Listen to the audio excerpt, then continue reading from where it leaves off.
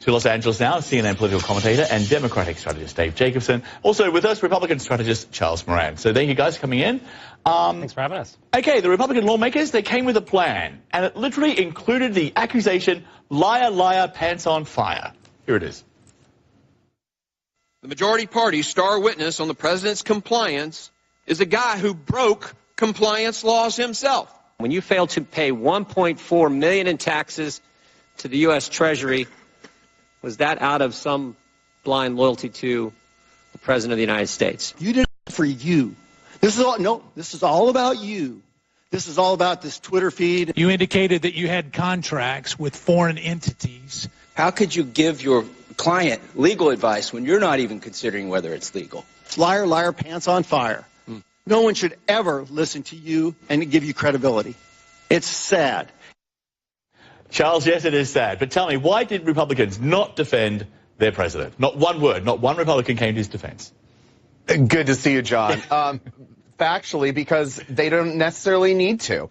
This whole farce that went on today on Capitol Hill was just a distraction that the Democrats were putting up to distract against the work that President Trump is doing in Vietnam with respect to North Korea. And really, Michael Cohen just owns all of it. He lied to his wife, he lied to his kids, he lied to the IRS, he lied to Congress, he lied to the president, he lied to his banks, he's lied about his clients. He's lied consistently all the way through.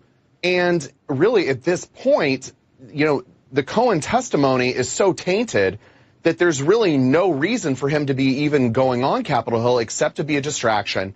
And what we got out of it at the end of the day was a giant nothing burger compared to what he was brought in there to talk about, which is Russian collusion. And he said there was no Russian collusion. He didn't see any. There was no part of that. So if you're going to take anything that he said, you know, he can talk about the moral failings of the president all he wants to, but at the end of the day, what they were really going after resulted in. We will get to the Russian collusion part next hour with Jessica and David. But David, can you explain to Charles why the Republicans didn't defend the president? Because they can't. I mean, look, the president's supposed to be, John, the moral compass of the country. This president is not, right? I mean, the Washington Post has tracked the president's lies. He's lied over 8,000 times. I'm curious whether or not Michael Cohen has lied that many times. Clearly, he has more credibility than someone who has lied 8,000 times as commander-in-chief of the most important and powerful nation on the planet. So the reality is the hypocrisy here by Republicans is beyond the pale. The reality is these Republicans were not on a fact-finding mission. They did not do their job as providing oversight and accountability on this committee as members of the House to question Michael Cohen and to find new information.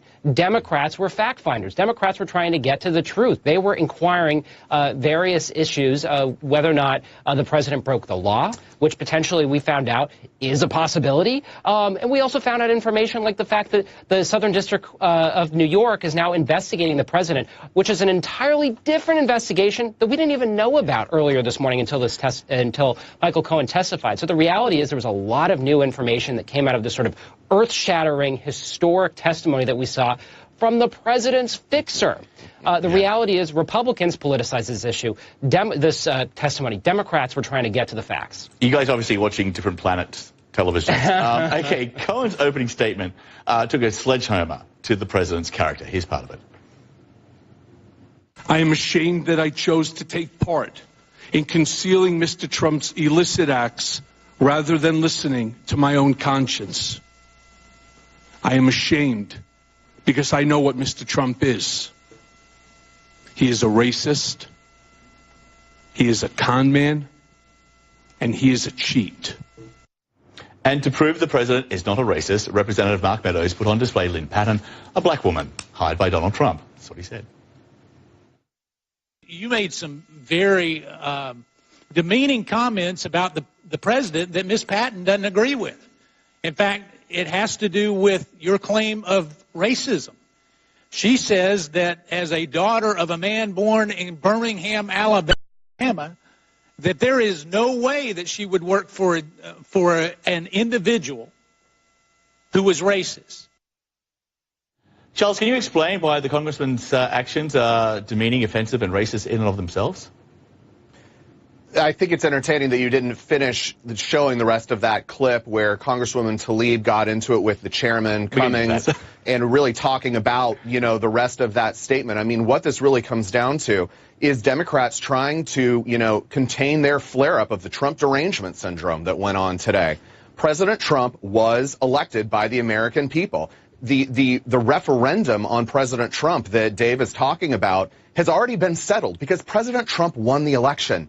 And his moral failings of whatever they are, a lot of them President Trump takes responsibility for. It's not what's on trial. It's whether or not he actually was breaking the law and the things that he did, whether or not they impacted his election over Hillary Clinton. And again, what we got at the end of this is that it didn't. David, can you explain to Charles why the congressman's actions are demeaning, offensive, and racist? Well, let me just say, John, let's not forget back in the 2016 campaign that it was Donald Trump who hugged David Duke, a white supremacist, of course, during the 2016 campaign. He refused to denounce David Duke. He refused to denounce white supremacists that supported him and neo-Nazis that supported him both throughout the 2016 campaign and then over the course throughout his presidency, where he equated protesters and neo-Nazis as both sides being the same. This is a president whose part of his base are racists, are Nazis, are white supremacists. That's a fact, period. There's no way to argue against that.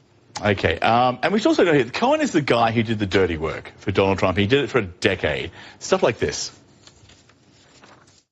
How many times did Mr. Trump ask you to threaten an individual or entity on his behalf? Quite a few times. 50 times? More. 100 times? More. 200 times? More. 500 times? Probably. Over the 10 years. Cohen went on to testify that Trump directed him to even threaten past schools not to release his grades or SAT scores. Charles, why would the self-described stable genius be worried about his high school grades?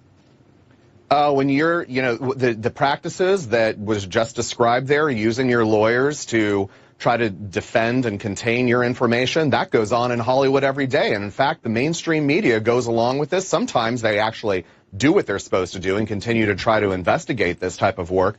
But what was just described in that very short clip is very common, especially in places like Los Angeles and in Washington, D.C. The constant obsession with non-disclosure agreements, again, very common in a lot of sectors of the economy.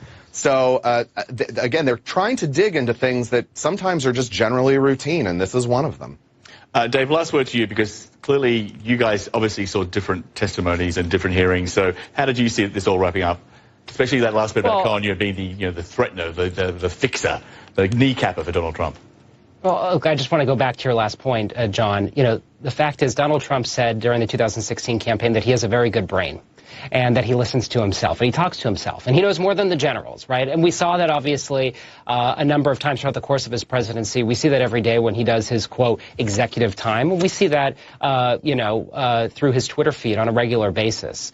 The reality is this president is reckless. It's clear that potentially he may have committed crimes while being president of the United States, independent of potential crimes that he did before that, of course. And so I think this testimony was extraordinarily telling, and we'll see where the committee takes it in the months ahead, whether or not they're going to continue the investigation or expand it. It seems like they have set up, further hearings to call others involved with the president and to try and dig into some of these dealings a little more. And yet Nancy Pelosi is still saying that we're not going to move into impeachment. Okay, so exactly. Once again, political theater. And we will talk about this. There's no end to this. We'll have another hour to get through all of this. So Charles and Dave, it's been a while, so thank you so much. Appreciate you coming in. Thank you. Thanks.